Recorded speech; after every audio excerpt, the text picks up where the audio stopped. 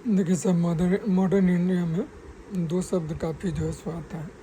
एक तो charter act और एक आता है गवर्नमेंट ऑफ इंडिया जो है सो एक्ट फलाना ढकाना, या ब्रिटिश के अंतर्गत जो एक्ट आता है उसमें एक्चुअली दोनों एक है या अलग है, इसको जो है सो पहले यही स्पष्ट कर लेते हैं।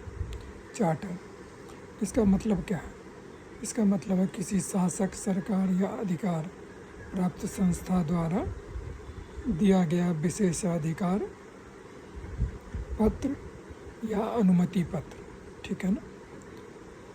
इसका नेचर क्या है? यह अधिकार नींव रखने वाले दस्तावेज होते हैं जो किसी संस्था, कंपनी, नगर या शासन व्यवस्था को अधिकार और जिम्मेदारियां देती हैं। इसको उदाहरण से समझ लेते हैं। 1600 ईस्वी में अंग्रेज़ों को ईस्ट इंडिया कंपनी चलाने की अनुमति चार्टर से मिली थी। नगर नियम या विश्वविद्यालय के को स्थापित करने के लिए सरकार चार्टर देती है, ठीक है। अब एक्ट क्या है साहब?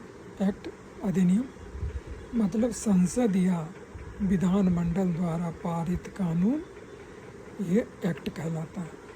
इसका क्या नेचर है? प्रकृति क्या है? यह औपचारिक कानून होता है जिसे संसद विधानसभा में पारित कर राष्ट्रपति या राज्यपाल की मंजूरी के बाद लागू किया जाता है। इसका उदाहरण क्या है? ठीक है, इस दोनों का उदाहरण क्या है? जैसे रेगुलेटिंग एक्ट 1773, चार्टर एक्ट 1813, 1833, 1853, ठीक है। और